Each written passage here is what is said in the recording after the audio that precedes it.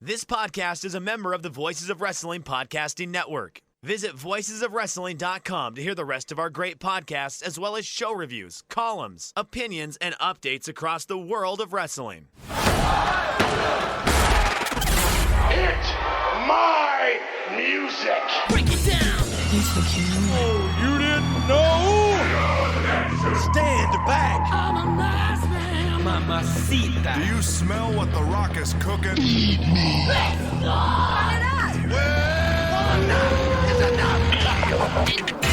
You're listening to Music of the Mat on the Voices of Wrestling Podcast Network. Hello, and welcome to Music of the Mat, the podcast devoted exclusively to the music of pro wrestling. It's all part of the Voices of Wrestling Podcast Network. I'm your host, Andrew Rich. This is episode 77, and yes, it is the third anniversary show for Music of the Mat. To celebrate, we will look at the infamous 2004 album WWE Originals. And when I say we, I'm joined by original co-host of the show, my pal, Chris Maffei. Chris, welcome back. Thank you so much for having me. Happy 3-year anniversary. Yeah, it feels like yesterday that we started the show on episode 1, and now it's 3 years later.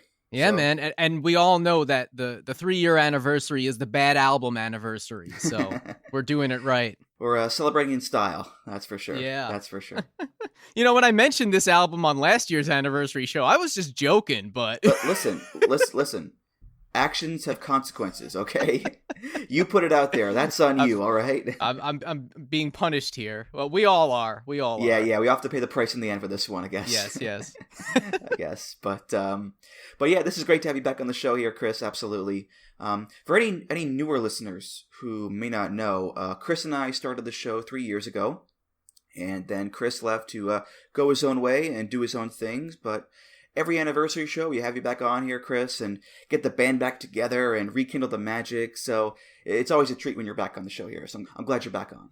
I'm super happy to be back. Thank you. It's great to talk to you again. You know, when I come back on, we get to the real important stuff like X-Pac and aggression and WWE fucking originals. This is the heavy duty stuff here. Yeah, for these special occasions, you gotta break out the heavy hitters, the heavy artillery, the big guns. And yeah, as you so eloquently put it there, Chris, today we are covering WWE Originals, which is an album of original songs performed by WWE wrestlers. Of course, a part of the long-standing tradition of wrestlers making music. And it's funny, Chris, last year we covered WWF Aggression. And you talked about how that album holds a special place in your wrestling fandom. Well, Originals does that for me, because this is actually the first wrestling album I ever owned. I remember going to the mall with my mom and my sister once to do some shopping, and I guess to appease young Andrew, my mom let me buy whatever I wanted. And me being the exuberant young wrestling fan that I wanted WWE Originals. I wanted the album, because it's a wrestling thing. I wanted it. So my mom bought it for me. I was so excited. And when I got home, wouldn't you know it, Chris, I listened to this album maybe twice before putting it away and never listening to it again. That many, huh? Oh yeah. I really wore that thing out for sure. But yeah, not my favorite wrestling album, but it was my first. So, what about you, Chris? Any memories about this album, by any chance? I mean, it's interesting that you say that this one holds, the nostalgia for you, because this one holds no nostalgia for me, or any kind of I don't have any kind of sentimental appreciation for it or anything like that. I mean, I was obviously watching wrestling at the time still, but I don't know. This might have been the first WWE album that I didn't buy. And then I think I never bought one again. So great job, WWE Originals. You broke my streak there that I had going since Volume 2. It's actually quite sad, because every time the album came out, I'd go to a local music store and pick one up. And I don't know what happened with this one. Maybe I was just getting really into some other music or something, but I don't know. And listening back to it now, I think I made the right choice back then to stay away. Yeah, I mean, it's similar to Aggression in that it's an entire album of quote-unquote original songs, and not just a big collection of themes like WWE The Music Volume whatever. Of course, like Aggression, some of these songs were used as themes for a little bit to promote the album. The difference, though, is that the people performing the songs on Aggression were professional rappers with experience in the music world. Here, it's wrestlers who are doing the songs, and with the exception of, like, Chris Jericho or Lillian Garcia, they don't have that musical experience. And in some cases, Chris, they don't have the talent either. What do you mean? I don't know what you're talking about. No, I mean, this album just doesn't quite have the charm even of an Aggression, or even something like WrestleMania the album, or even like the Wrestle Rock Rumble or something like that. I mean, Larry Zbyszko in the Wrestle Rock Rumble is a better rapper than anyone on this album. I mean, with the exception of John Cena and Esoteric. He'll destroy Booker T any day. Yeah, the lineup here, I mean, it's like Dudley Boyz, Kurt Angle, Booker T, Stacy Keibler. They're not known for their musical capabilities, shall we say. And speaking to the lineup here, I noticed that there aren't a whole lot of main eventers on this album, with the exception of, like, Kurt Angle. It's basically just mid to upper mid-carders, some tag teams, a bunch of divas, and Stone Cold, who's the retired legend. No Undertaker, no Triple H, no Brock Lesnar, no Shawn Michaels, no Goldberg. Not that I want them to sing, don't get me wrong. Could you imagine the Triple H song? I'd imagine like a poor man's Motorhead. Something like that, But yeah, this is not an all-star game, Chris. Yeah, it's basically, hey, who can we embarrass and not feel too bad about it? Here you go. Hey, Stacy, want to get in the booth for a little bit? I give Jim Johnston a lot of credit for putting this project together because, number one, I don't think that he had a lot of input or help or resources in any way. I think he was just kind of given a list of people he has to work with. And I think they just said, hey, you come up with the stuff. You're the genius. And I don't know if the result was in the end worth it. And it's not surprising to me that they've never done anything like this again. I think it was very much a failed experiment. Yeah, they've done a few spare EPs every so often, like A Jingle with Jillian or the Elias EP that came out a few years ago. But as far as like a full-on album of this stuff, no, I think this will go down as a one and done. So before we delve into the album proper here, just a few more pieces of info about it. It came out on January 13th, 2004.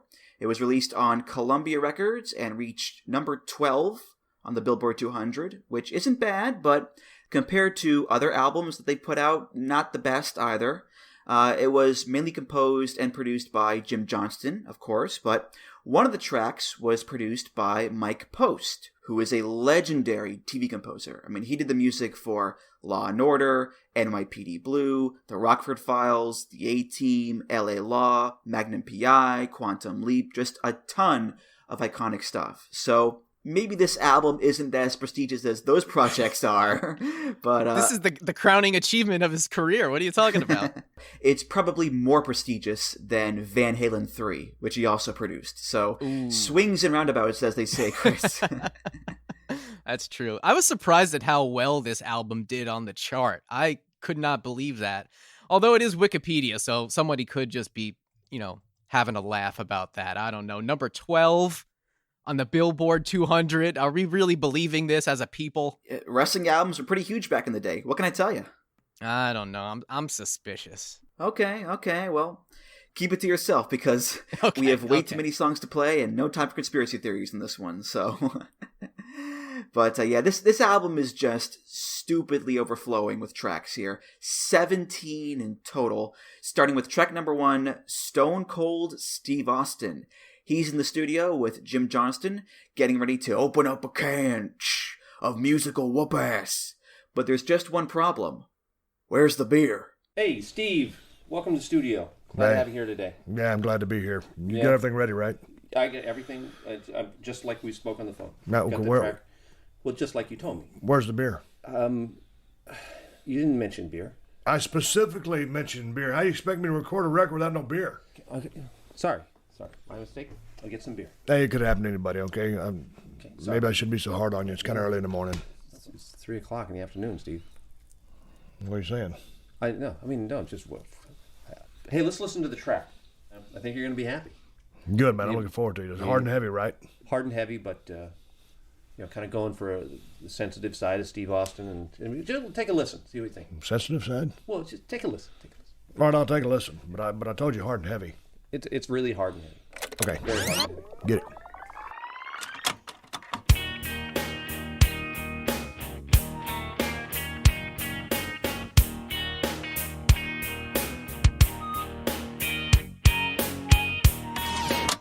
What do you think? Good, huh? Good. You're kidding me, right? No. Man, I told you hard and heavy. I told you rock and roll. Steve, That wasn't rock and roll. It's just a different look at Stone Cold Steve Austin. Broaden your character, you know. It's just a different look at Stone Cold Steve. I'm not looking for a different look at Stone Cold Steve Austin. Okay, I told you what I wanted. Okay. That's not what I wanted. Clearly, that's not what I wanted. Sorry. What would make it more to your liking? You want me to show you something? Yeah. Which guitar can I use? The 6-string acoustic guitar that's leaning right next to you there on the guitar stand. Jim, an acoustic guitar has no place on this track. Well, if you play it hard, sometimes, it's amazing the depth you can get out of an acoustic. So now you're going to tell me, Stone Cold Steve Austin, how to play an acoustic guitar. And if I play it harder, if I twang the strings harder, that's going to make it sound more rock and roll, more violent? Yeah. Why don't you just pick up the guitar and see what you think? Okay. Let me pick up the acoustic guitar and see what happens.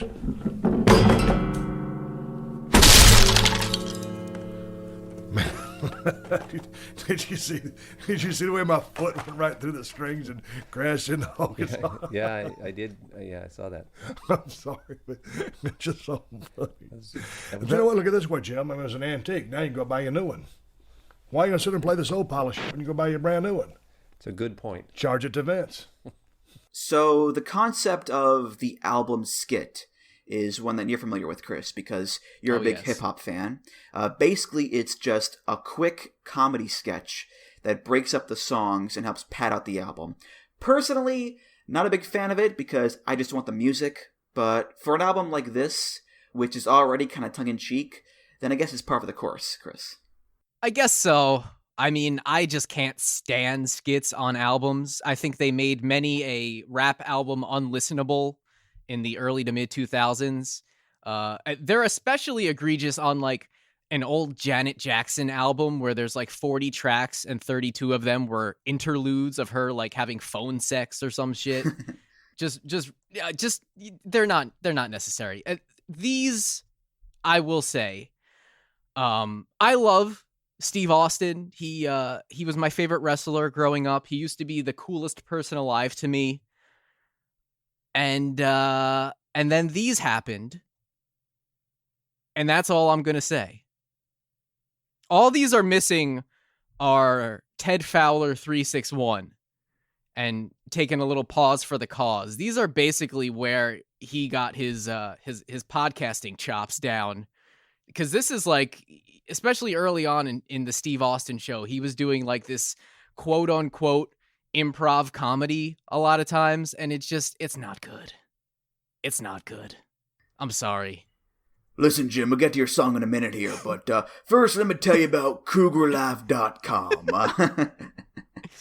See, I think it's less podcasting and more audio play because there's a narrative here with Jim trying to get Steve to record a song, and there's sound effects, and it's split up into 5 different acts, if you will. But yeah, I mean, it's a WWE album with a bunch of novelty songs, and wrestlers are singing. It's already pretty goofy, so why not?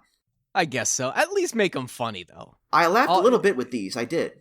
I was... The part where Steve goes, I shouldn't be so hard on you, Jim. It's kind of early in the morning. And Jim goes, it's 3 in the afternoon, Steve. Like, stuff like that did get a laugh out of me. All right, that one gets a chuckle, but I think Austin legitimately thinks he's good enough to be on Whose Line Is It Anyway or something. Well, Austin is a funny guy. Like, he does have comedic chops, but, comedy is subjective after all. That's true. I would like to see him try to be on Whose Line, though. Steve, can you tell us what you're seeing right now? Well, as you can see, the Trader Joe's parking lot is jam-packed. I can't get my rutabagas.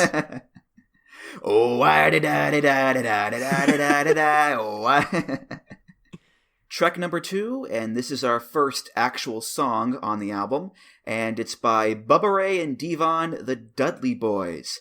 They've put down the tables and picked up the microphones. Their song is called We've Had Enough. We had enough of the what you coulda, the what you woulda, the what you shoulda done to avoid the unbeatable, dodge the undefeatable too. We had enough of the what you coulda, the what you woulda, the what you shoulda done to avoid the unbeatable, dodge the undefeatable too. We had enough. And we're prepared for war, prepared for the toe-to-toe, so let's go. Prepared for the head-to-head, enough said. We about to put these little punks to bed. One slap, kick ass, fucking slap 4. These little punks ain't ready for war. These little bitches ain't ready to ride, and it's nowhere to run, nowhere to hide. Lights out, 1 tag, 2 tag, kaboom! Let them feel the pain, don't count them out too soon. Let them hit the mat and pick them up on 2. Suffer, pain, hurt, you're through, over, done. Body count tally, last call, move on, 3D finale. Told you we come in to settle the score. The talking ends now, it's time for war.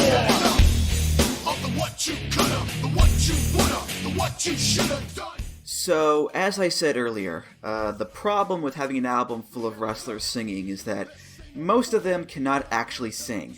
And Jim Johnston, genius that he is, figured out a way around that. The ones that can't sing, don't let them sing. And that tone is set right away with the Dudley Boys. They don't even attempt to sing or carry a tune. All they do is shout. We had enough of the what you coulda, the what you woulda, the what you shoulda done. Ba ba ba da, da ba da ba da ba, ba ba da. It's just very aggressive rap rock done over a music bed that sounds very similar to the Dudley Boys theme. And that makes sense because it's the Dudley Boys. You expect them to have an aggressive song of some type. It's not good, mind you, it sucks, but it still makes sense, Chris. I was just surprised that Bubba Ray is not a terrible rapper. Like, he genuinely brought some energy to this. I think I was even more impressed with him than Devon, to be honest. And I hate Bully Ray, so it pains me to say that. But, I mean, I've heard some awful, awful rapping. Some of it on this album. And he doesn't really rank up there with some of the worst I've heard. He didn't sound... He sounded like he would fit doing a feature on like a Cypress Hill track or something like that. You know, he genuinely brought some energy to it. I thought it was pretty cool, actually. Devon's ad-libs, though, however, it sounded like it sounds like he's trying to do a triple jump in Super Dudley 64. Wow! Whoa! Yippee! Testify. But yeah, I mean, I'm right there with you because I already hate Bubba Ray Dudley enough as it is. Him shouting at me does not help that at all. You know, he's got lines like, prepared for the head-to-head, enough said. We about to put these little punks to bed. 1 slap kick-ass, bitch slap 4. These little punks ain't ready for war. These little bitches ain't ready to ride. And there's nowhere to run, nowhere to hide. It's trying to be tough, trying to be hard, but number 1, it's censored. And number 2, the line right afterwards is... Lights out, 1 tag, 2 tags, kaboom! So it kind of lets the air out of the bag with that last silly word there, Chris. Although it's funny, though, on the DVD, my wife alerted me to the fact that there's a bonus DVD included with this album. So we watched it. It's on Daily Motion if you're interested. And it's hosted by Jonathan Coachman, who's a massive dork. But Devon on the DVD says that this song will showcase the softer side of the Dudleys. And cut to the New Jack diss. It's like the softer side. It's a regular easy listening track. Very soothing. It's like adult contemporary. Some more lines here. Catch me any part of town, bling to the navel. Homies got the eye on the cable. I step like I walk, like I don't care. I might screw face your whole place, I have no fear. A God-given package, ask all women. Hard like steel, tougher than denim. Navel, cable, women, denim, screwface your whole place. Jim Johnston, not the sharpest writer in the shed to begin with. him being a nerdy white guy doesn't make for the best rap lyrics, Chris. No, he's painfully white. You can see it in the DVD. He just has no business doing this kind of music.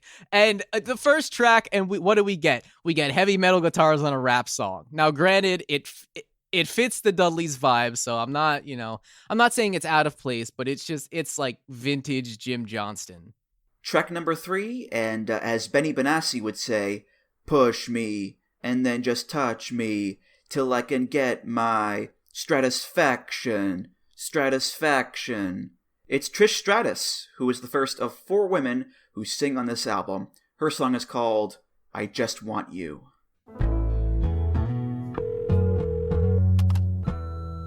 Hi. Sorry to call so late. I was missing you and I just wanted to talk. Maybe we can talk tomorrow. Make up your mind.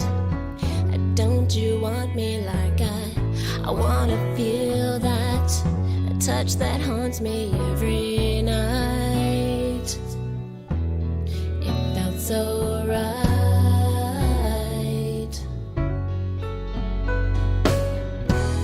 I just want you. You know I just want you. There's no hiding. I just want you. Do you want me?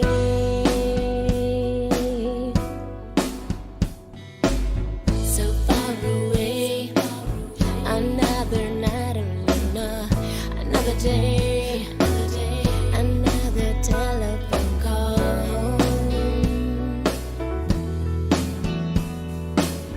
But one day, I have to say, the sequencing of this album is quite erratic all throughout, because we just went from bebop and rocksteady screaming in our faces to light acoustic piano love song with no transition in between. I remember when I was in college, I had a radio show, and I would order the songs so that sonically it would sound nice and seamlessly flow from one sound to the next.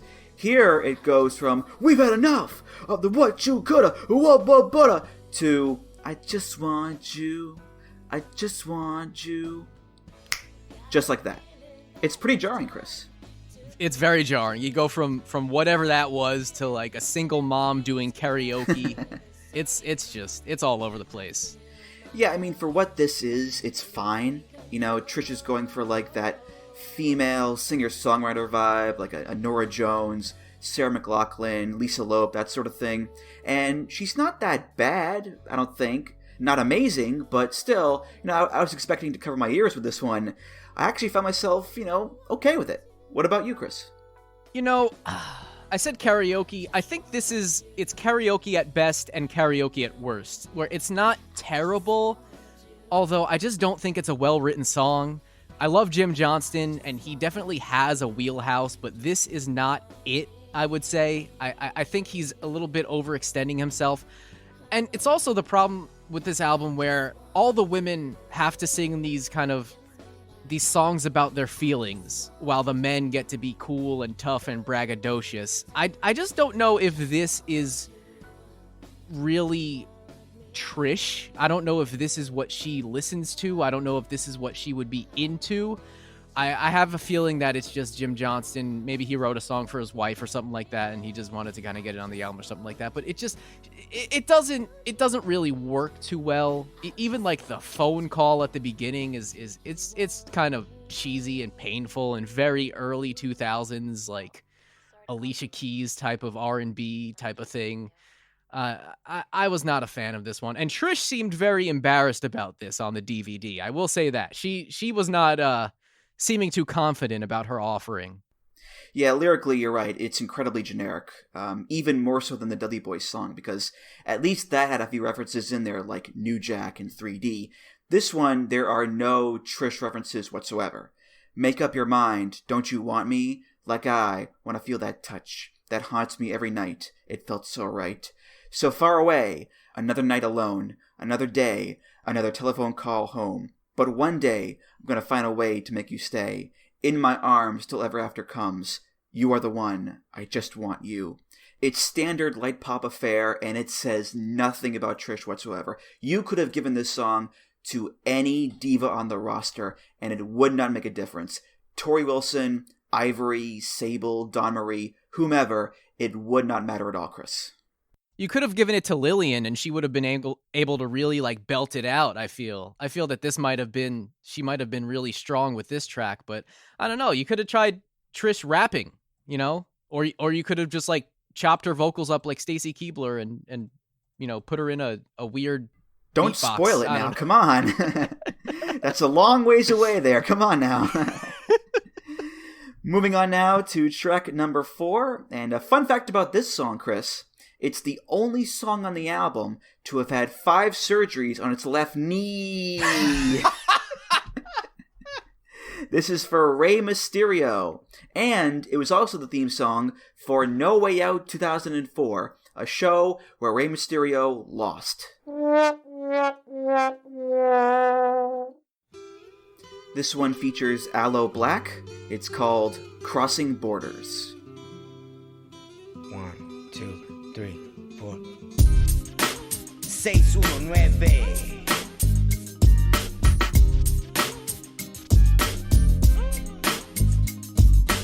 Life is hard, man, la vida es dura. Gotta believe in yourself sin duda. No es chiste, es mi cultura. Si yo puedo con alma pura. Rey Mysterio con mensaje serio. De su televisión straight to your stereo. Cada persona tiene sueños. In order to move ahead, you gotta cross the border.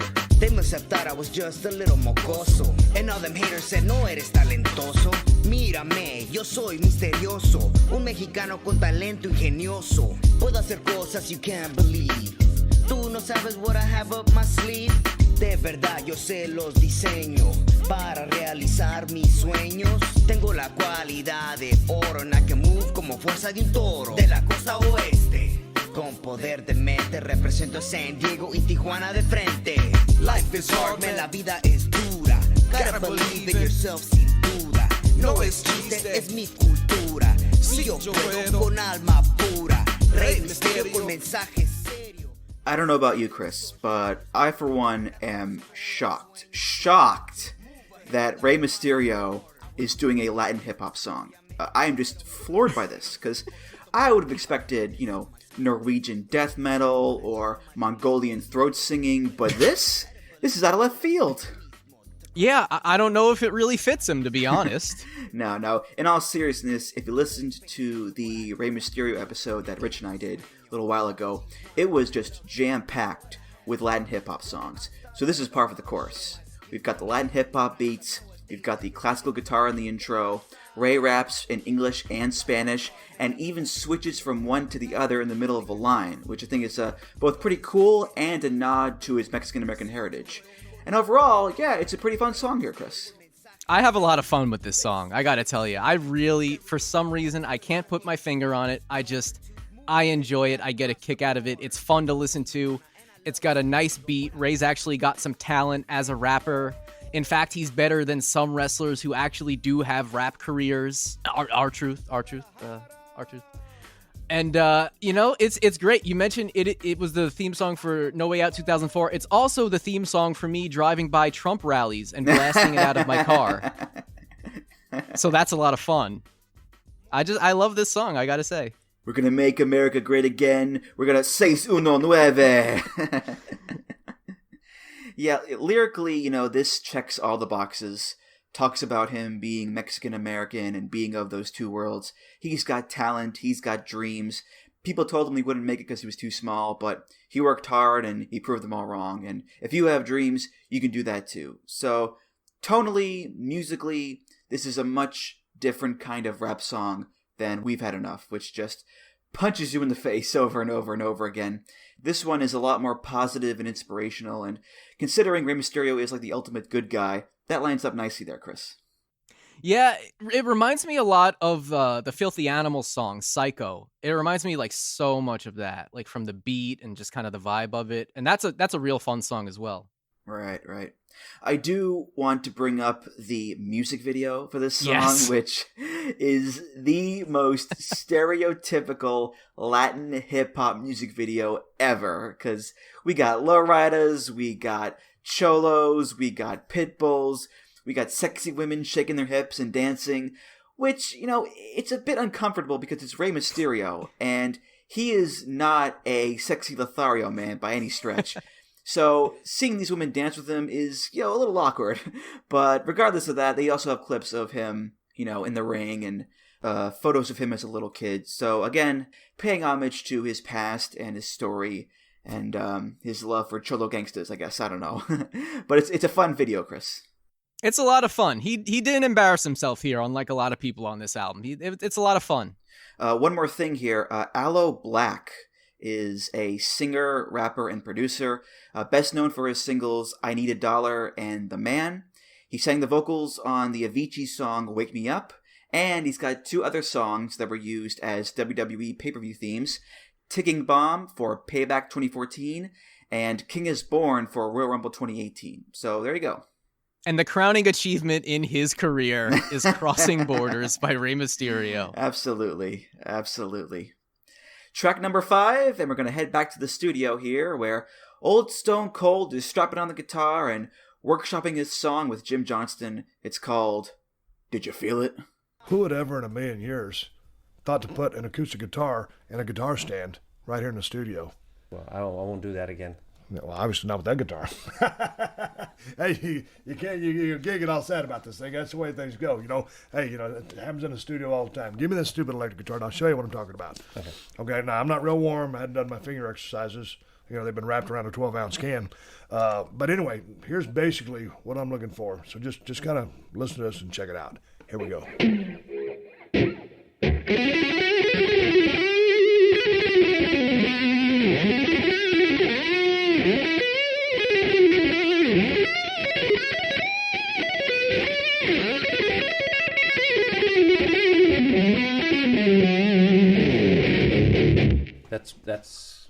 That's rough. Okay, well, yeah, I mean, that's heavy. That's what I want. I want rock and roll. I want energy. I want aggression. I want violence. But let me ask you something. When I just give you that guitar track, I know you heard it, but did you feel it? Because you feel a great musician. You don't just hear them, you feel them. Did you feel what I just gave you? I felt something. Okay, well, give it to me back and let me see here if you get it. Here we go. So tell me, This is what you're looking for.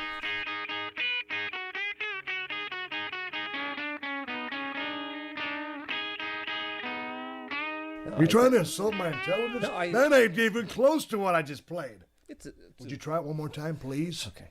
No. I'll go you one better. Pretty please. Would you please try it again? I'll really stretch the envelope this time. They don't just stretch it. I mean, push this on bitch. Hit it.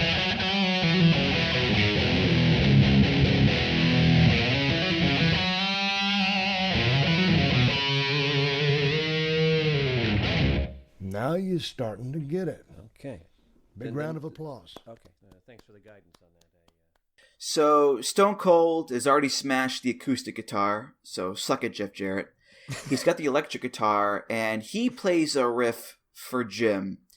And the virtuosity and the technical ecstasy with which he plays, you would think it was the second coming of Joe Satriani. I mean, I remember when he played Kumbaya with Vince and Kurt Angle that one time, I had no idea that this talent was inside this guy the whole time, Chris. It's amazing.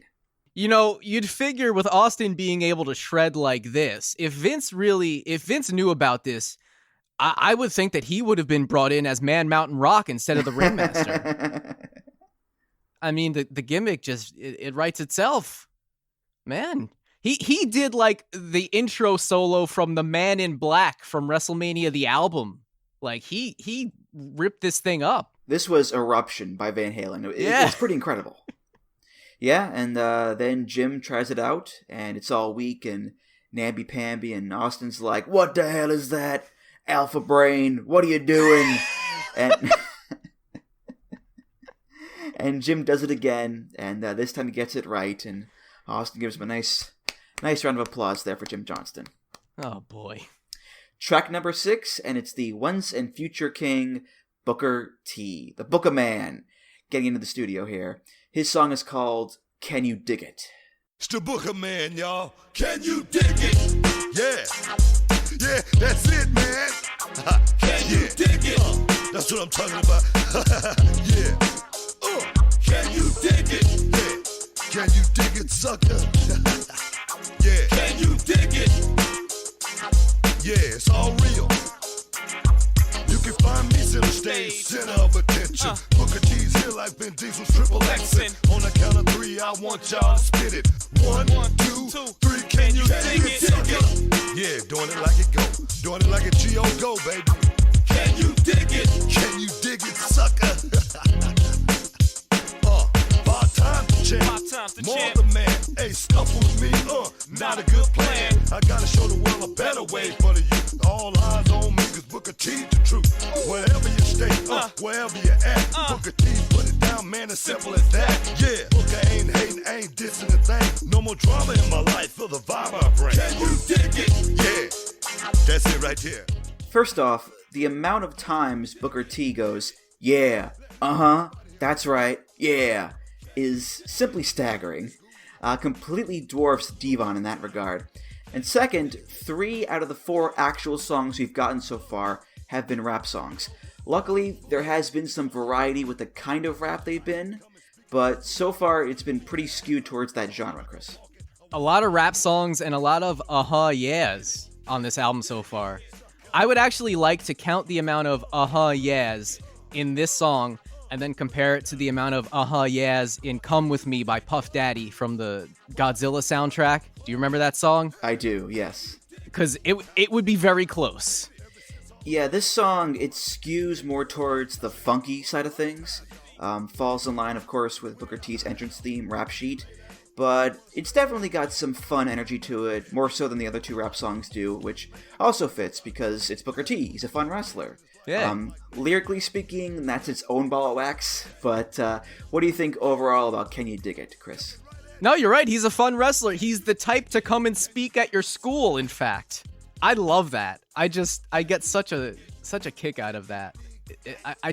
Why? Why was that a lyric? Well, it's a fairly autobiographical song, because it references Booker's wrestling career with Harlem Heat and 5-time WCW champion, Spinaroonie, but there are also references to his personal life growing up, too.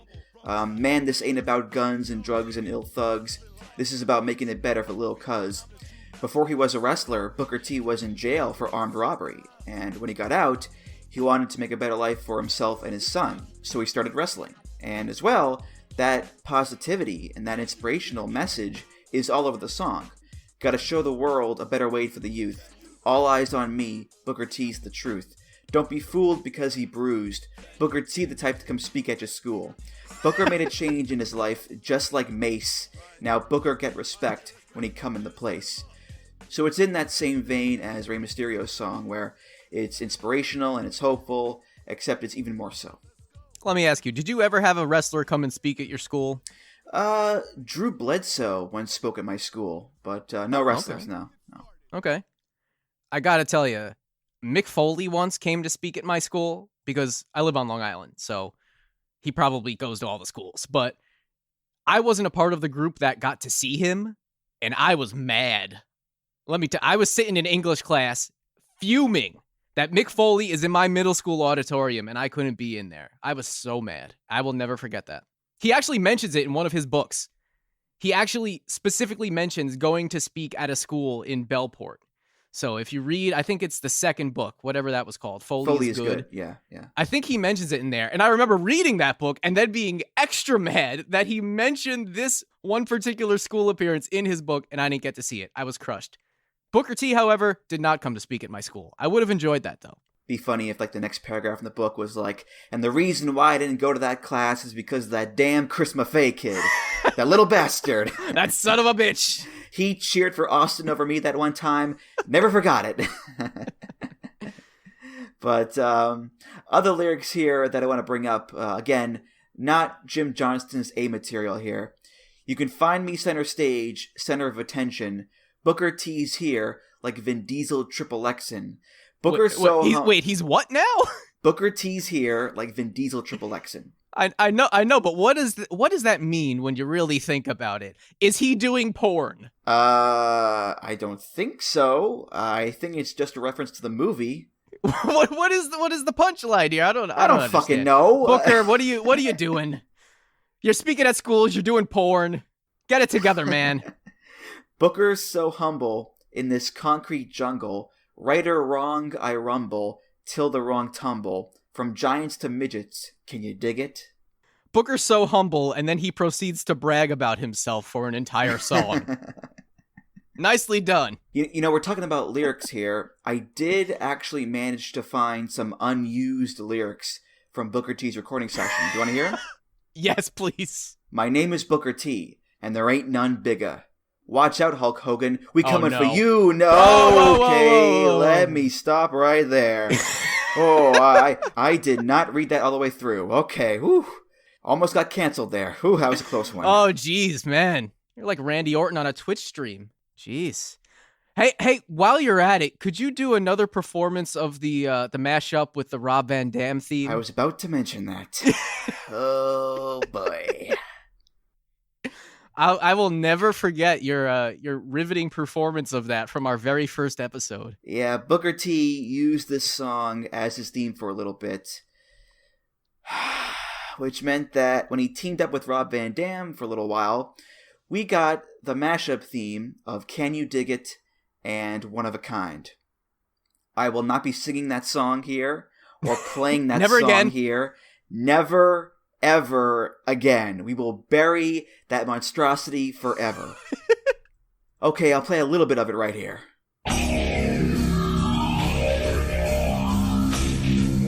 It's the Booker Man, y'all.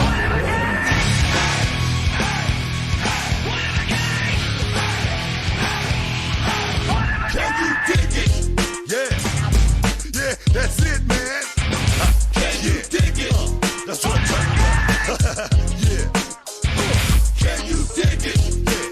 Can you dig it, sucker? Yeah. Can you dig it? Yeah, it's all real. All right, that's it. That's enough. No more. Never again. Never again. But Good Lord. Hang on a second. They still haven't stopped doing that stuff, by the way. They still haven't stopped. They haven't learned their lesson yet. Yeah, that mashup walked so the Kabuki Warriors mashup could run. Let's say that, yeah. Okay, moving on now to track number 7. And speaking of nightmare songs, this is a song for Kurt Angle. We all know the iconic Kurt Angle taunt during his entrance. You suck. You suck. You suck. You suck. Well, Kurt has a response to all those taunts. It's this song. And it's called I Don't Suck. Really. Whoa, before you get started, I have something to say.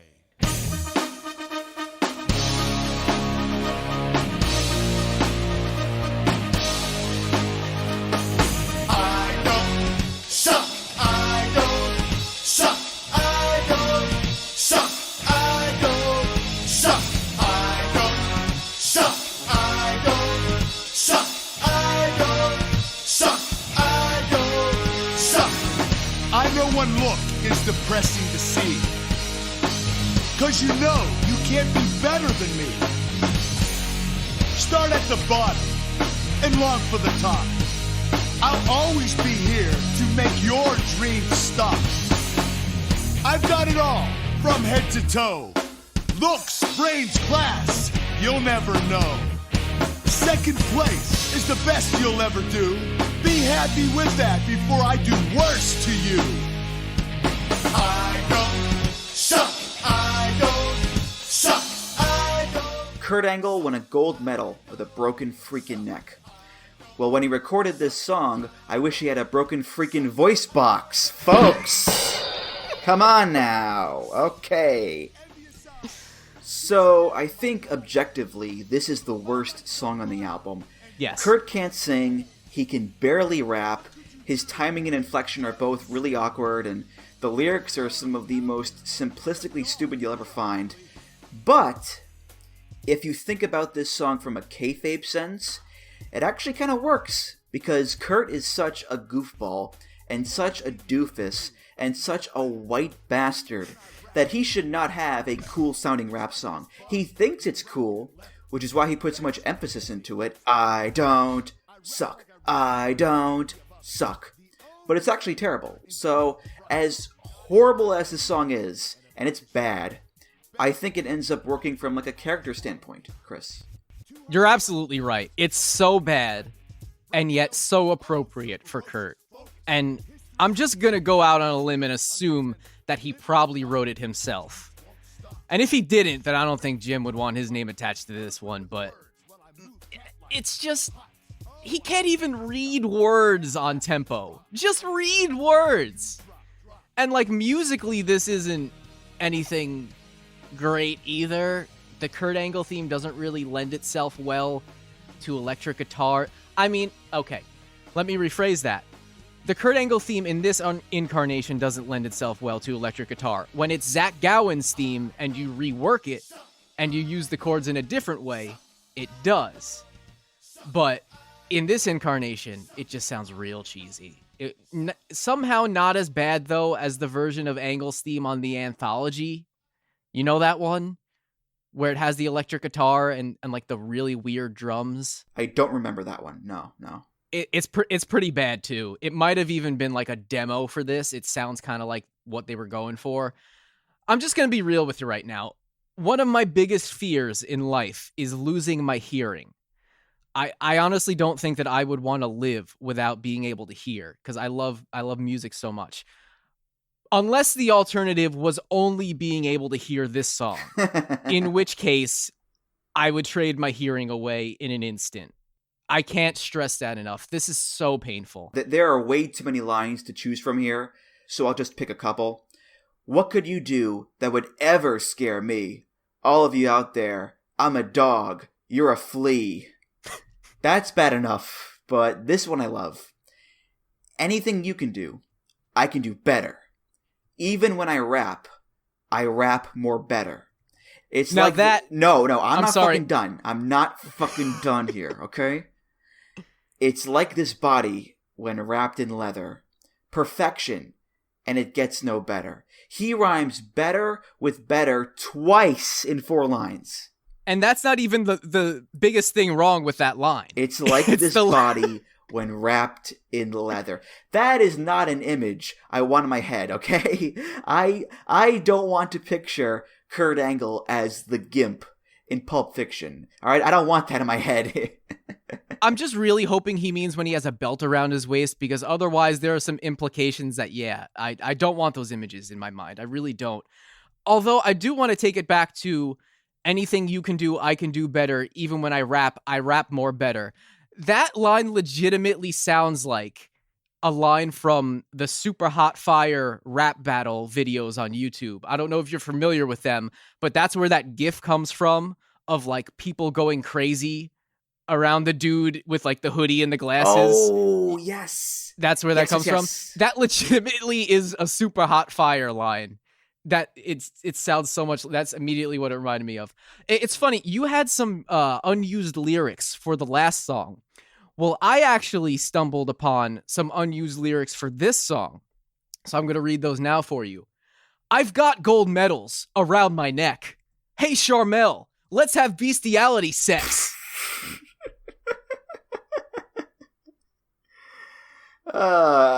It's funny. I just found some unused lyrics myself here. Oh, you son of a gun.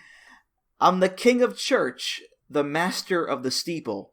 Truth be told, I'm not a very big fan of the black people. He said that line in a promo once for real, okay? I know. Don't cancel me on that one, wokes. That's not me, all right? I think most people remember if you don't look it up on YouTube. His words, not Andrew's.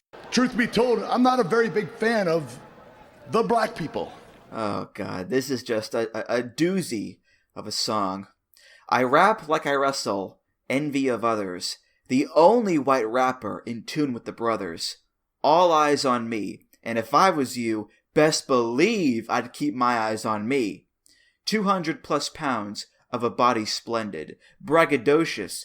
Oh, so ferocious. Focused. Like, I refuse to believe that Jim Johnston wrote these lines with complete sincerity, okay? Because Absolutely he not. either wrote them knowing they were shit, or Kurt walked into the studio with a piece of paper, slapped it down on the desk. Jim, that's audio gold right there. We're going with that. Oh, he was ready to do this. He was excited. He brought like the intensity he would bring to a WrestleMania main event to this track. My favorite part though is we get this little breakdown in the middle of the track, and then all of a sudden it sounds like a music cue that would be playing when the Power Rangers are hanging out at the juice bar. It's just real weird. You know, Kurt Angle actually, I think, would have made a great Power Ranger. He would have been an excellent Red Ranger, I think. Better than Rocky, I would say. Well, you mentioned the background music. There is an awkward moment towards the end there where Kurt goes, and now rap meets rock, and it's time that you drop. And the music drops out. But instead of it returning with like this emphatic ba ba, instead it awkwardly fades in. It kind of ruins the moment, which again kind of goes along with Kurt being a goober, I suppose. And now rap meets rock, and it's time that you drop.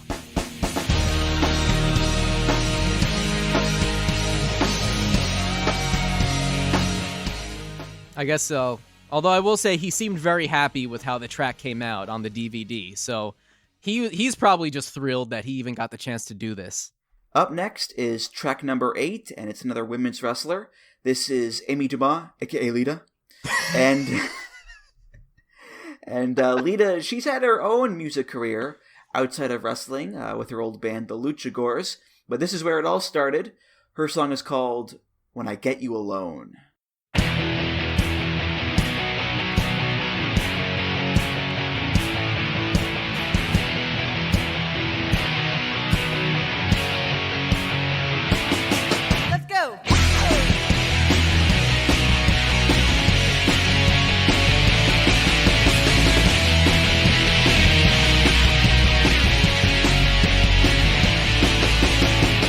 All alone in my bed tonight, I find myself dreaming of all the things I might do to you and do for me behind closed doors where nobody is to see. I know when I get you alone, there's gonna be trouble. Just hope that I don't let you know. A heart fantasies and dangerous dreams all have my head spinning in a world of schemes. What to do when it's up to me? So, purely from like a music standpoint, I'd say this track definitely sounds like a Lita song because it's pop punk, it's got that brash, youthful spirit. It even does that thing in the bridge that so many pop punk songs do where it echoes the line and adds a filter to it. All of my life, they told me I'm wrong. All my life, they told me I was wrong. And Lita is like the punk girl next door, where she's edgy, you know, she's got the tattoos and the fishnets and the hot pants, but she's cool, she's approachable, like an Avril Lavigne or Hayley Williams from Paramore. Unfortunately, I don't think Lita is as good of a singer as those two are. Her vocal range is a lot more limited, shall we say, Chris. You're being a little bit kind to her. I'll just say that some people just shouldn't ever sing, aka vocalize. Now, second of all, is this about Matt Hardy? Well, it was probably written mid to late 2003, so presumably yes, I suppose. They don't say his name, but We're supposed to believe that this is about Matt Hardy. You know she was thinking about Edge, even at that point. I mean, your guess is as good as mine, okay? Listen, I'm just trying to figure out something to talk about with this song. It's I don't know. It's boring. You thought it fit Lita's character. I don't know. I thought she'd be a little bit more like up-tempo punk, kind of more like skatery, something you'd listen to at the skate park type of thing. Well, when I say that it fits her, I did say from a music standpoint, because the lyrics, you're right, they are weird because eventually her character did morph into the Jezebel sex demon with Edge, but at this point she's still primarily known as the punk rocker. You know, that's her character, and that's how she became popular to begin with. You know, she was this fearless, headstrong badass in Team Extreme that wouldn't take shit from anybody. the refrain of the theme song is, "So fuck your rules, man." So it is weird to me that her song here would be reduced to just, "I'm dreaming of you, and I want to be with you, I want to get you alone," and so forth, Chris.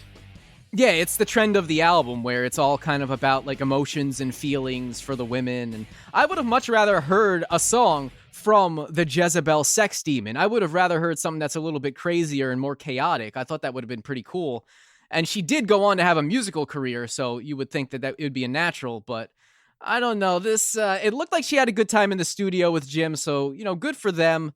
This one was my least favorite song on the album, I would say, even including Kurt Angle's song. I guess Kurt's song was at least funny bad. This is just generic and forgettable. Yeah. At least it gave us some great comedy bits to riff on the podcast. True. But not much else to say about this one, I guess. Back to the studio now for Trek number 9, boy. And by gum, Chris, Stone Cold has a new complaint levied towards Jim Johnston. You changed the lyrics. Where were we? We're gonna I was asking you about the lyrics. Yeah. I was just wondering if you're okay with them. These aren't the lyrics that I faxed you. Well, I got your fax, and I just wanted to clean up the lyrics a little bit. Clean them up. You completely rewrote the song. I didn't rewrite the song, Steve. You're insulting my integrity as a songwriter, Jim. I think I... You saying my songwriting sucks? No, it's great. Really great idea. Now you're patronizing me. I'm not. Yeah, you are. I just wanted to... First you think you're better than I am, then you chop my song up, you ridicule me as an artist, then you patronize me to make me feel better. I was just, sort of making a few simple grammatical, just kind of tightening up the prose. Now you're saying I can't speak right, my grammar's bad.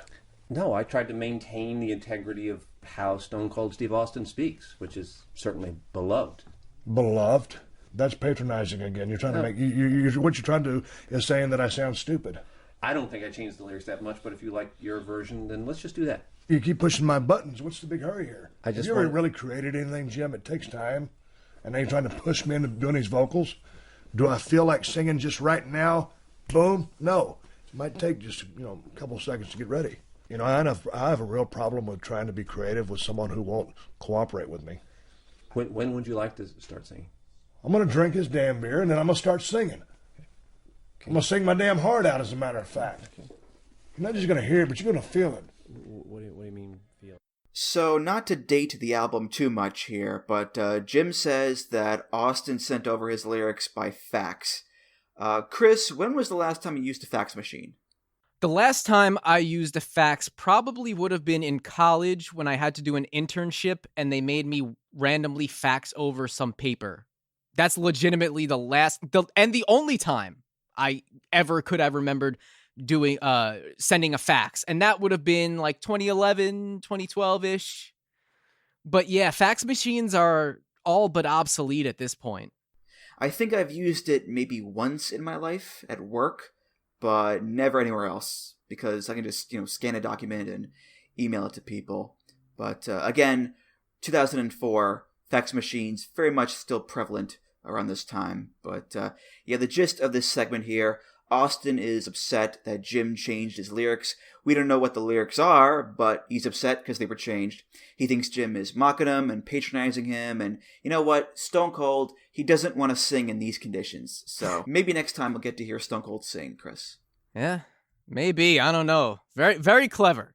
Very clever. Steve and Jimmy back with some comedy, aka humor.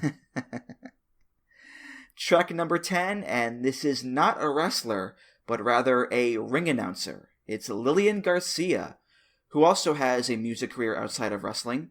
Her song is called You Just Don't Know Me at All.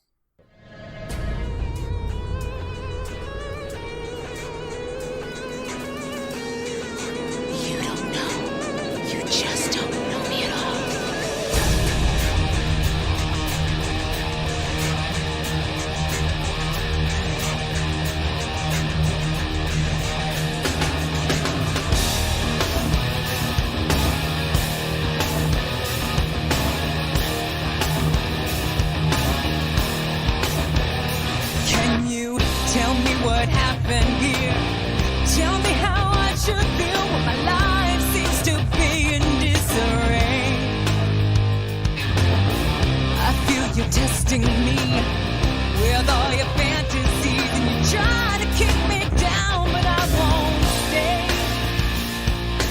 You don't know me.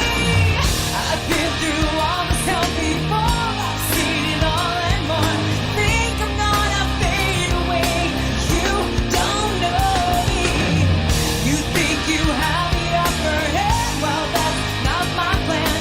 Stronger now, I see the truth. You just don't know me at all. One word. Evanescence. Right? Yes. I mean, this is just your prototypical mid-2000s female empowerment rock song. Musically, lyrically, it's all there. And with Lillian, it's not a sound that we associate with her typically. No. I mean, she's a really good singer, don't get me wrong. Like, the best one on the album, for sure. But generally, we're used to her singing, like, the national anthem, or some fun pop song or whatever. We don't expect her really to delve into this kind of darker tone. But I guess, as the title says, Chris, we just don't know her at all. I guess not. I mean, the other option was her singing the national anthem on this album, which I don't know how that would have went. But yeah, it did seem a bit heavy for Lillian. Maybe she's into this type of stuff, and you're right, it is very, Evanescence. My wife even said maybe a little bit of Alanis Morissette, Jagged Little Pill there.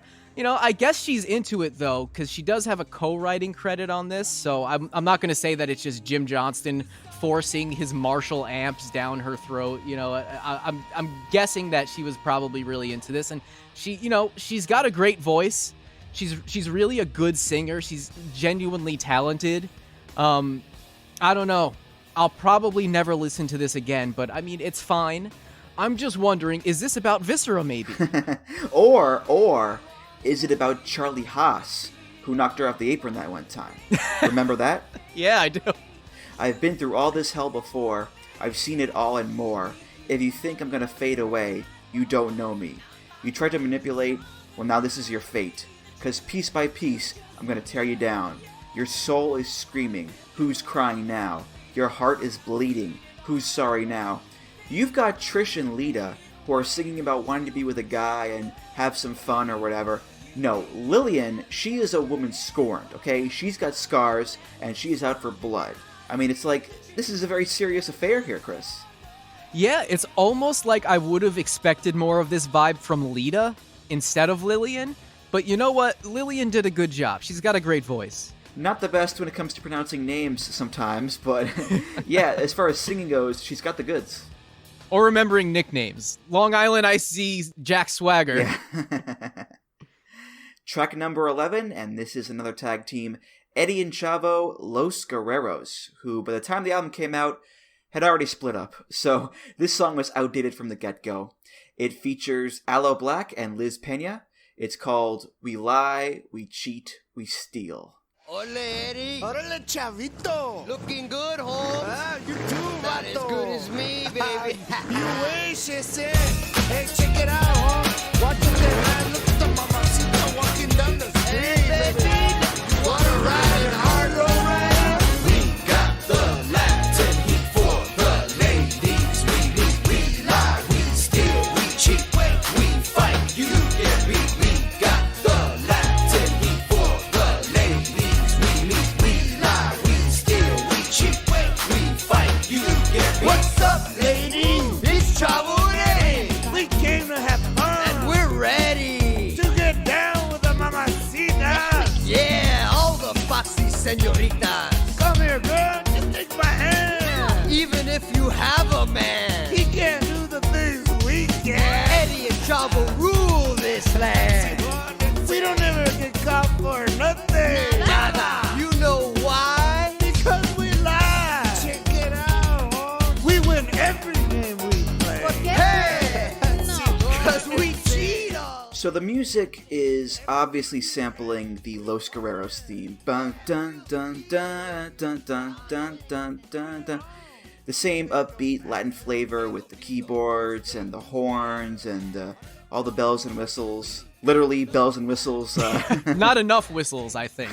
I think you needed maybe a good 12 to 24 more tracks of whistles there. A real missed opportunity to set a world record. Yeah, and Eddie and Chavo, they're a fun tag team, very charismatic and colorful. They got the lowriders. Their gear has very bright colors like, green, red, yellow. As far as their performances go, they definitely fall into the Kurt Angle side of things, I think, because they don't exactly have a lot of musical flow to them, do they? It's more like exuberant talking, Chris, if you want to call it that, where they've got the enthusiasm down pat. They're very gung-ho about the song here, but they don't quite have a lot of talent to back it up. At least they know they're bad. On the DVD, they admitted that they know that they're not good, so at least they're self-aware about it. But my experience in listening to this, it was a slippery slope from, oh, this is fun, this is delightful, they're so bad at this, but it's great. Wait, what a minute, what? What are they doing? This is, what? No, stop putting women in your back seat. What are you doing? What is going on here? I was a little bit alarmed at some of the lyrical content here. It's like Los Guerreros Mad Libs, because it's them just throwing every character trait and catchphrase they've got into the song, with the lowriders, Mamacita, Senorita, Chica, Oye Vato, Lie, Cheat, Steal. I think the most creative line in the song is, I'm the C to the H to the AVO, I'm the E to the double DIE, That's about as creative as it gets, I think, in this one, Chris. I wonder how long it took them to actually get that down on tape. How many takes that took. Yeah, I feel for Jim Johnston in these type of situations. I really do. It's almost like, why didn't they just steal the skits from Austin and just do skits on the album instead of doing a song? That would have been fun. They could have just stolen the skit from Austin. They steal the instruments from the studio. Steal the instruments from the studio. See, that would have been funny. Now we're getting somewhere. Let's go back and redo. Oh, we can't. I miss Eddie. I miss him too. I really do. I miss him too. Yeah. By the way, I don't know if you picked up on this at all, but the melody of the refrain sounds so close to the melody of the refrain in The Message by Grandmaster Flash. We got the Latin heat for the ladies we meet. Don't push me, 'cause I'm close to the edge. I'm trying not to lose my head. They're very similar, Chris. That's a great observation. Have you ever put this together that the melody in the Los Guerreros theme song sounds kind of like the melody in Lars Sullivan's theme song? Oh, yeah. I never put that together. You're right. They do sound alike. It just ends on a different note. Dun, dun, dun. Yeah, they're very similar. Granted, he's probably not coming out ever again, so I don't think anyone will have a chance to really notice that ever again, but... I'm the L to the A to the R... No. No, continue. No, that's all I got. That's all I got for that one. Sorry. Up next, track number 12, and it's for the current AEW World Champion Chris Jericho, who at this point is still Y2J Chris Jericho. The Painmaker gimmick, just a twinkle in the eye here. Jericho performs this song with his Fozzy bandmate Rich Ward. It's called Don't You Wish You Were Me.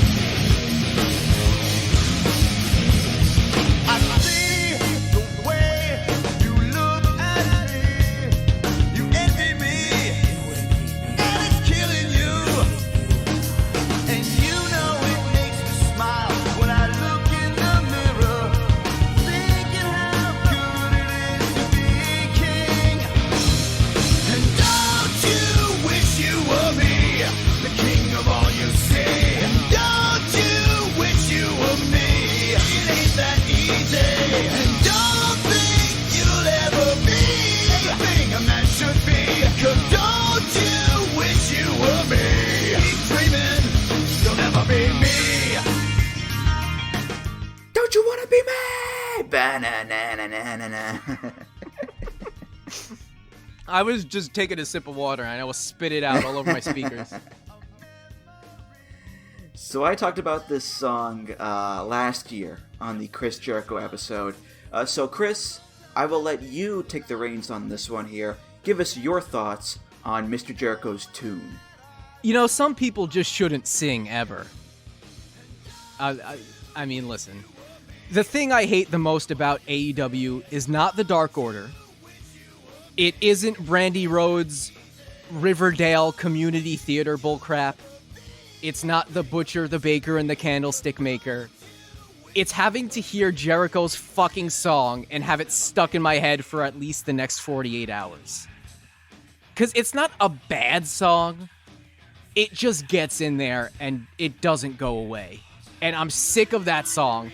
And having to listen to this song, this song almost was like the precursor to that song in a way. It kind of reminds me of it in a little bit of a way. And I can't get it out of my head now. And specifically, what I can't get out of my head is not even this version of this song. It's the version of this song from a YJ Stinger commercial that he did around this time that used this song, but changed the lyrics around a little bit and inserted the words "enraged raspberry" into the chorus. I've had that playing on repeat in my head since late last week. And I'm sick of it. And I'm ready to just purge it all right now and get it out and let it be done. Because I'm so done having Chris Jericho's voice. I'm becoming Judas right now. That's what's going on right now. I'm sick of it. I can't. Listen to me, you sweet summer child.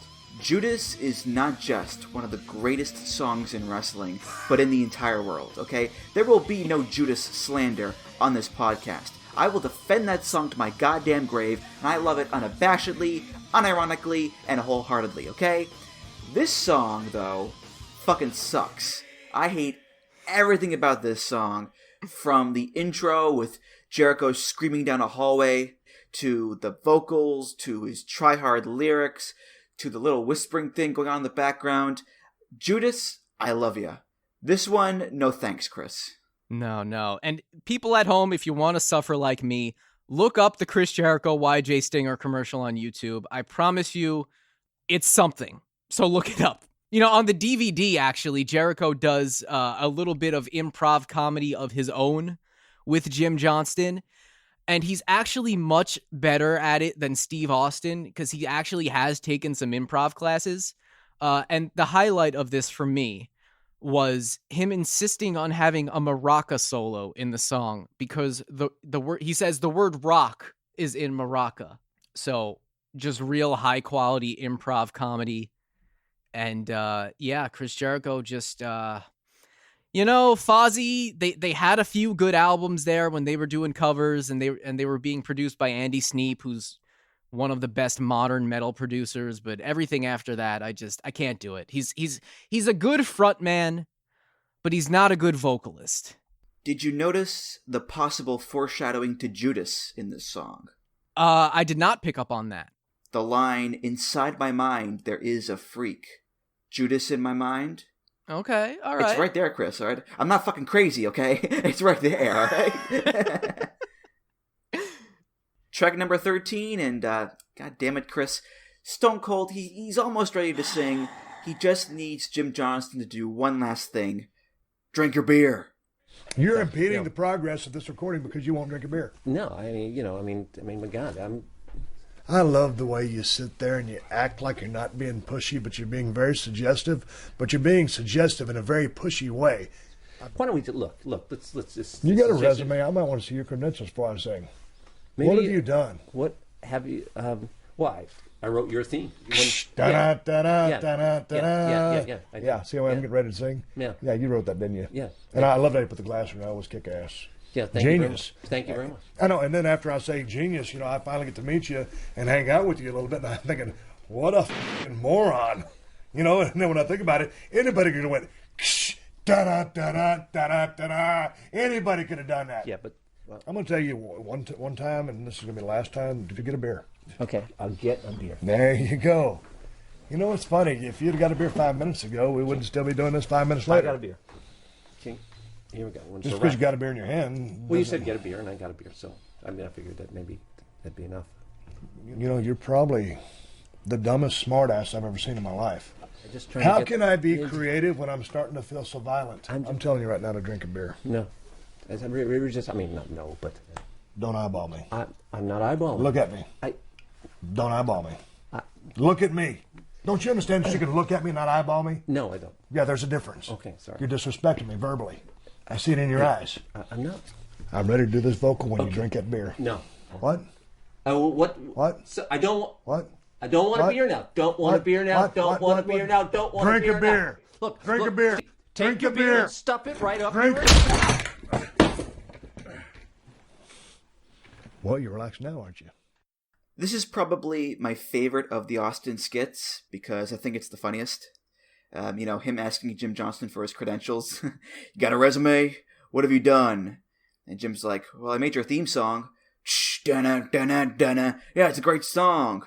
And then Austin's like, I mean, anybody could have done that song, you know. And he's like, yeah, look at me. Don't eyeball me. Look at me. Don't eyeball me. I enjoyed it, Chris. I can't lie. Well, I'm glad you had fun with this one, Andrew.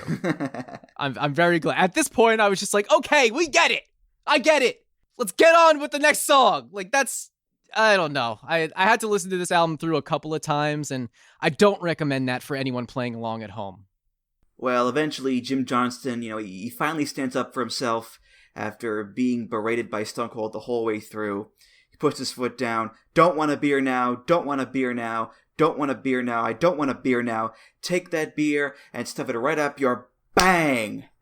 So, poor Jimmy got knocked out by Austin, and we end on a cliffhanger. What's going to happen next, Chris? I'm in suspense here.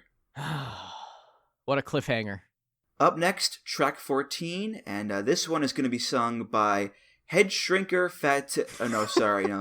it's Make a Difference Fat Tooth. No, wait, hold on. It's the Sultan. No, I got it. It's Junior Fatu from TNA. No, I'm kidding, of course. It's Rikishi, known for his large rear end, and as such, his song is called Put a Little Ass on It.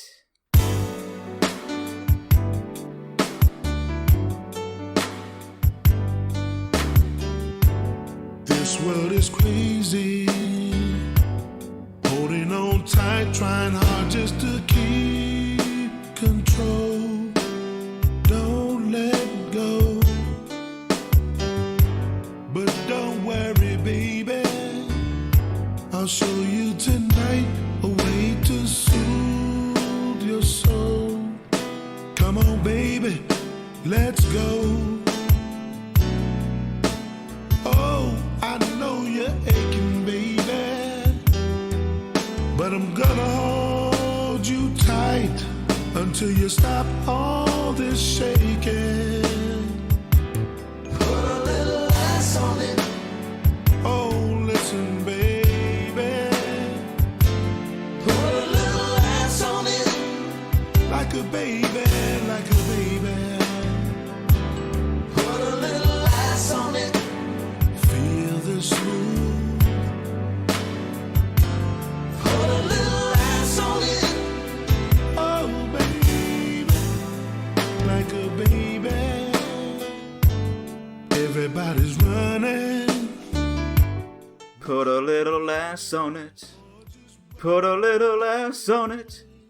Oh my god, the amount of soul infused into this song is just incredible. It's the longest song on the album, at 4 minutes, 44 seconds, and every second of it is just overflowing with slow jam goodness, with the dreamy piano and the drum machines, the sensual tempo and the background singers.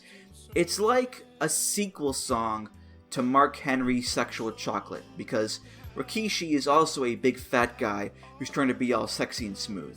Rikishi isn't a good singer, don't get me wrong, but for a song like this, I think he's the right man for the job, Chris. This is just gross.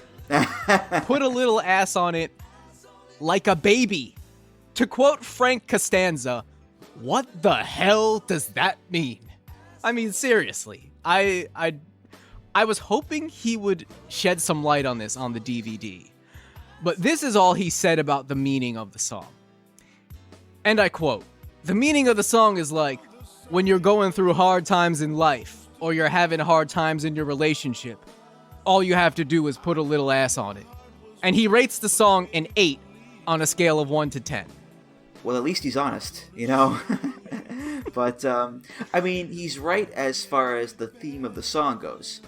Everybody's running, rushing to nowhere, or just running away, losing their way. But help is coming. Gotta have faith in a better way, a brighter day. Oh, I know you're lost and searching, but I'm gonna show you how to stop all this hurting. Put a little ass on it. I mean, it's all right there. Yeah, it's true. It's true. You know, people ask me a lot now. I hate this question because I just got married within the last 6 months, so everyone always comes up to me with, "Oh, how's married life now?"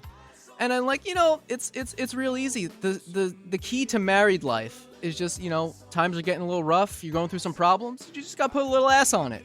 That's all. That's all. Just a little bit. I don't know how Rikishi manages to put a little bit of ass on anything, but that's neither here nor there. It's just, you know, it's just one of those things. I'm surprised it didn't become a thing. I'm surprised that people aren't walking around right now with that as like a t-shirt or something like that at wrestling events. You brought up the line earlier, like a baby. You're right, it is pretty damn creepy and weird that line is in a song like this, because it's a romantic slow jam, and it's not like he's using the word baby as a term of endearment. You know, oh my baby, come on baby. No, he's referring to an actual baby. And that's not the kind of image you want to think about with a song like this, Chris. Imagine having to do backup vocals on a song, you get the lyric sheet, and you're like, actually, I'm sick and I can't work today. Put a little ass on it like a baby. No, I think I think that would get me on some kind of a list if I sang these words here. Can I do the Kurt Angle song instead, please? Please? Wrapped in leather, let's go. Let's do that one. Track 15, and this is the fourth and final women's song on the album. It's Stacy Keibler. She's got legs, and she knows how to use them. But can she sing? Let's find out with her song, Why Can't We Just Dance? Don't you just want to dance? Dance. Dance.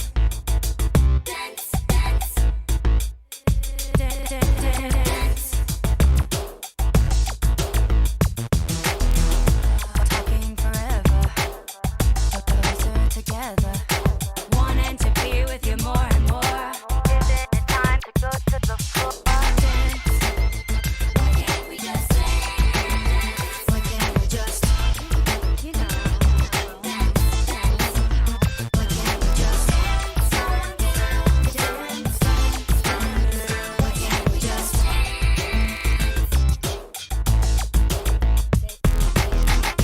say that you want me? Say that you need me.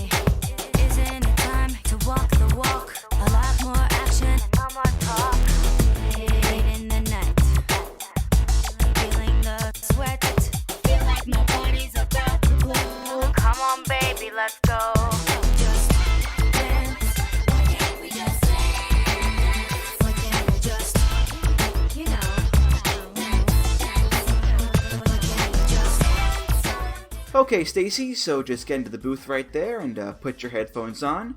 All you have to do is read that line in front of you. Why can't we just dance? Good, we're done. You can go home now. I'll just copy and paste this line 50,000 fucking times over and over again, and that'll be the song. I mean, this has to be the laziest song on the album, right, Chris? It's something, and I'll tell you exactly what it is. This is the background music for a commercial for Bratz dolls. You can even replace the background vocals. Dance! You can even replace it with Bratz! And it would fit perfectly. Look it up on YouTube, people. I'm telling you, I would not be shocked if either Stacy Keibler or Jim Johnston did an interview and we're like, oh yeah, so that legendary song, Why Can't We Just Dance, that was actually inspired by, we were watching some TV in the studio and there was a Bratz doll commercial and we just thought, it's perfect. I mean, like, it sounds exactly like that. It's so bad. It's so bad. And if this album came out 5 years later, this would have been so smothered in pitch correction and, you know, auto-tune and Melodyne and all that stuff anyway, because that's just what music became at that point, that it actually would have just sounded like everything else that was popular. But at this point, it's still a little bit like, oh, we're compensating for something here. A little lack of vocal ability here. Yeah, it's essentially Stacy Keibler just monotoning her way through the whole song. Say that you want me. Say that you need me. Isn't it time to walk the walk? Why don't we just dance? And then Jim Johnston modulates her voice and spams the dance, dance, dance, dance button, and adds a whole bunch of little beeps and boops in there, and hey, we got a pop song on our hands. You know what it is? It reminds me of like every reality TV star who tries to be a musician and put out an album, like Paris Hilton, or Brooke Hogan, or Heidi Montag, and it's always, always, always like the most basic dance club song you can imagine. No real thought or effort put into it. Essentially just, one big cash grab. Not to say that Stacy Keibler is herself like those women. I'm sure she's cool in real life, but a song like this does not present her as a good singer with artistic integrity. No, and not that she's claiming to be. But, I mean, this song is kind of like the musical equivalent of Jenna Maraska doing the match with Sharmell in TNA. It's kind of like that, where someone who has no business doing something goes out and does it on a large scale. That's what this is in musical form. It's not... why can't we just dance? Parentheses, because I can't sing. That should have been the title of the song. If I'm being honest, it's pretty darn catchy. I can't lie, I found myself bopping along to it at times. It gets in your ear, Chris. Andrew pulls up to work with this blasting out of his car. Driving past Trump rallies, why can't we just dance? Oh, man. Track number 16, and this is the final song of the album. It's also the only song on the album that was a theme song before the album actually came out. It's for John Cena, and it's performed by John Cena and the Trademark. Can't forget about him. This is Cena's old theme, Basic Thugonomics.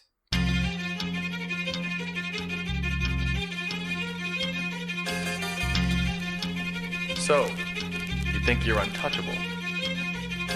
Word life. This is basic thugonomics.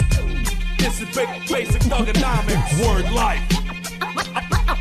I'm untouchable, but I'm forcing you to feel me. Word life. This is basic thugonomics. Word life. I'm untouchable, but I'm forcing you to feel me. Whether fighting or spitting, my discipline is unforgiving. Got you backing up in a defensive position. An ass-kicking anthem, heavyweight or bantam, holding camps for ransom. The microphone phantom, teams hit the floor, it's the new fight joint. Like a broken needle, kid, you missing the point. We dominate your conference with offense that's no nonsense. My theme song hits, get your reinforcements. We strike quick with hard kicks, ducking ice sticks, bare knuckle mitts through fight pits. Beat you lifeless, never survive this. Get forgot like all timers. Two-faced rappers walk away with four shiners. The raw rhymer, turning legends to old timers. My incisors like a viper biting through your one-liners. New Dead Man Inc., and we about to make you famous. Taking over Earth and still kicking in Uranus. Word life. This is basic thugonomics.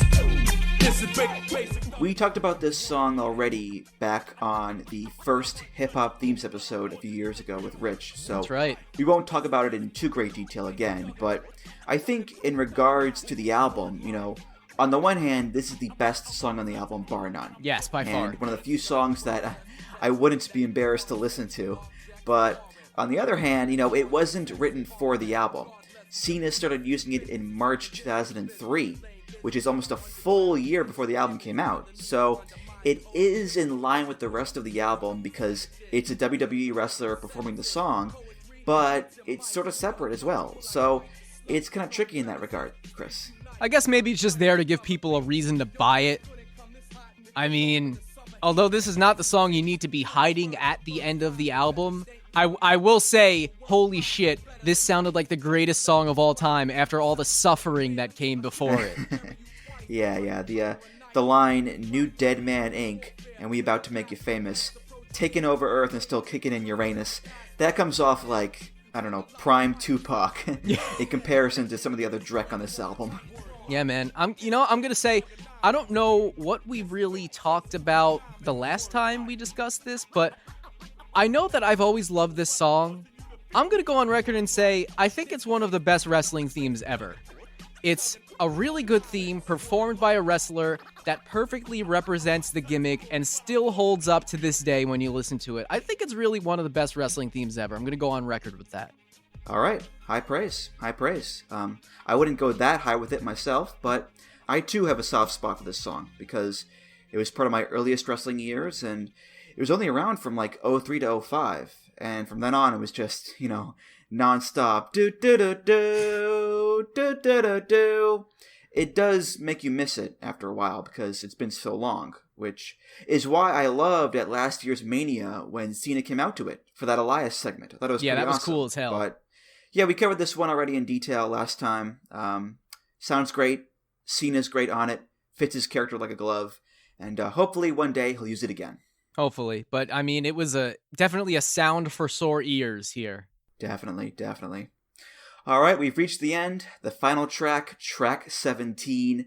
And one last time, we'll see what's going on in the studio with Stone Cold Steve Austin. The track is called Don't That Taste Good? Well, you're relaxed now, aren't you? Laying there like a little pile of trash? And I tried so hard to come into your studio and be gracious. You know what? You look thirsty. Why don't you go ahead and have that beer right now?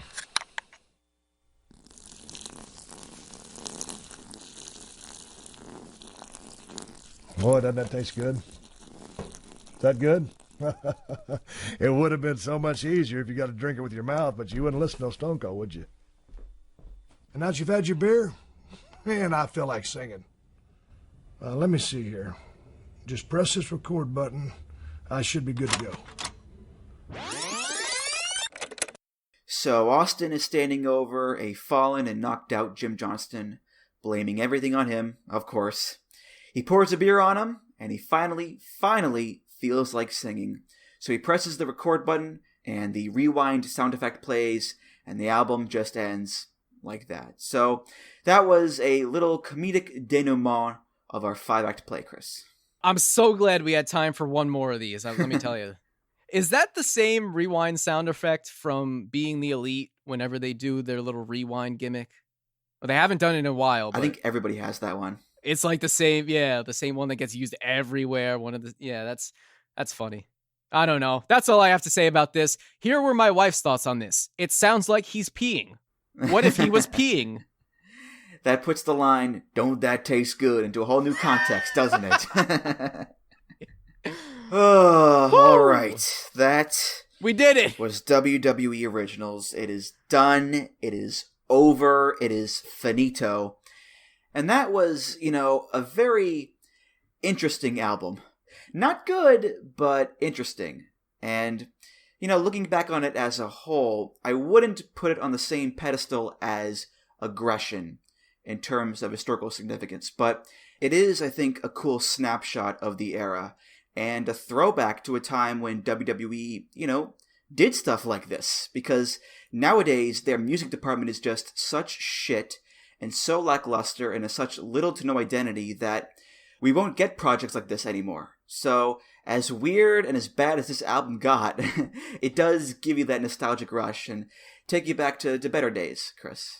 Yeah, it's really from a bygone era of the music department in this company. And, like you wrote in your piece a little while ago about the decline of WWE music in 2019, they just don't have this kind of infrastructure anymore. And by infrastructure, it was really just one guy, but he accomplished a whole lot. And I don't know if they're ever going to be back in that kind of a place where they have someone who could even sit down with these wrestlers who have no vocal ability at all, except for Lillian Garcia and John Cena, and actually come out of the studio with something usable. I don't know if you can just pick up anyone, from the internet and have them produce an album with Trish Stratus and Booker T and Kurt Angle and have it actually be something worth discussing on a podcast, all these years later. So it's kind of sad, but at the same time, I'm really glad that nothing like this will ever happen again.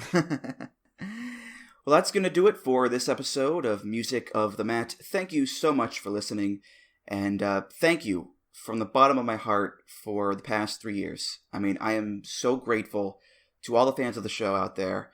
Whether you listen to just one episode or all 77, thank you so much for your time and attention. It is so appreciated. And thank you as well to Rich, Joe, and everybody else at Voices of Wrestling. Their love and support has also been just so important to this podcast. And, of course, thank you, Chris. I mean, I would not be doing this show without you. And whenever I have you on for these anniversary reunions, I do my best to remind people of that. So again, a massive thank you to you. And how about this? I pledge to you right now that I will have you on again sometime during the year before the next anniversary show. How about that?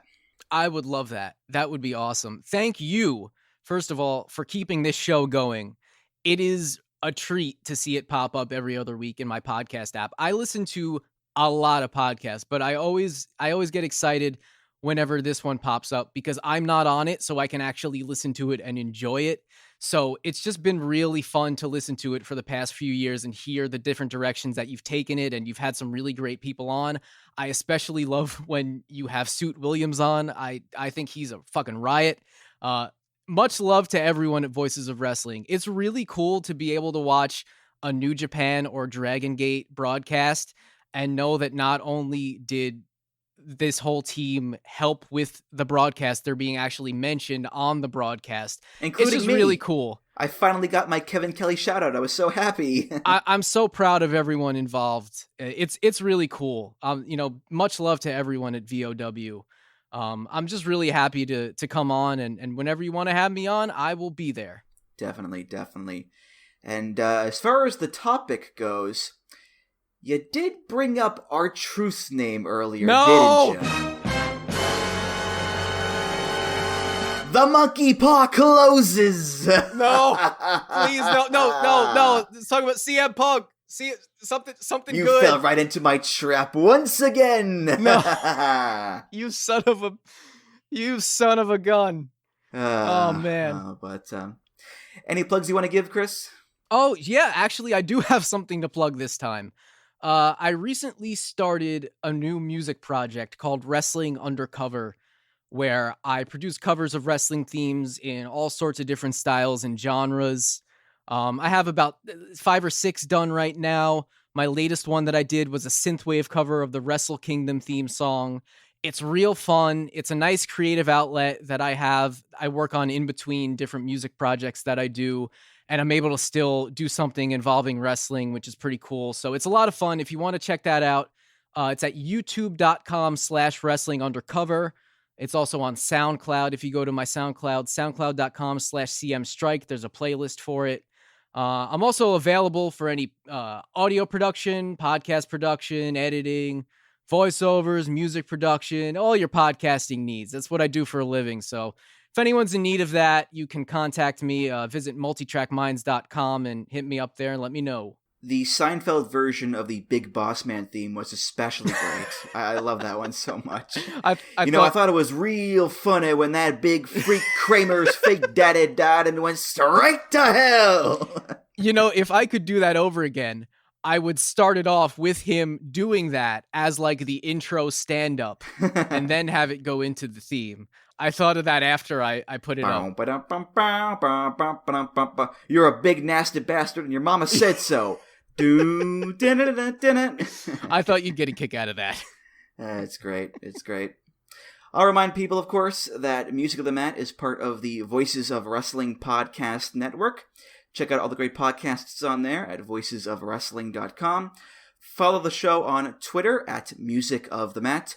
Follow me on Twitter at Andrew T. Rich. You can discuss the podcast and other topics at the VOW Discord. That's voicesofwrestling.com/Discord. If you want to donate to the show, you can do that. Just go to voicesofwrestling.com/donate and click on the big donate button underneath the name Music of the Mat. It's just that easy. You don't have to donate, of course. The podcast will always be free. But if you do donate, hey, that's awesome. A reminder as well that the VOW 2019 New Japan Year in Review ebook is now on sale. voicesofwrestling.com/NJPW19 book. That's the number 19, not the word. Pay what you want on PayHip, $5.99 on Kindle. and all the money goes to the book contributors, so keep that in mind. And finally, rate, review, subscribe on iTunes, Google Podcasts, Spotify, and many other places. Chris, thank you again, and I'll see you around. Thank you. All right, for Chris Maffei, I'm Andrew Rich. 3 years of Music of the Mat are behind us. Year 4, here we come. I'll see you next time on Music of the Mat. Take care, guys. 3, oh, it's the magic number. Yeah, it is. It's the magic number. Somewhere in that ancient mystic trinity, you'll get 3. It's the magic number. In the past and the present and the future, faith and hope and charity, in the heart and the brain and the body, you'll give you 3. It's a magic number. It takes 3 legs to make a tripod or to make a table stand, and it takes 3 wheels to make a vehicle called the tricycle. And every triangle has 3 corners, every triangle has 3 sides, no more, no less. You won't have to guess. Now there's 3, can't you see that it's a magic number? A man and a woman had a little baby. Yeah, they did. And there were 3 in the family. Oh, that's a magic number. 3, 6, 9, 12, 15, 18, 21, 24, 27, 30. Music of the Mat is intended for entertainment and information purposes only. The songs used throughout this show are property of their respective copyright holders.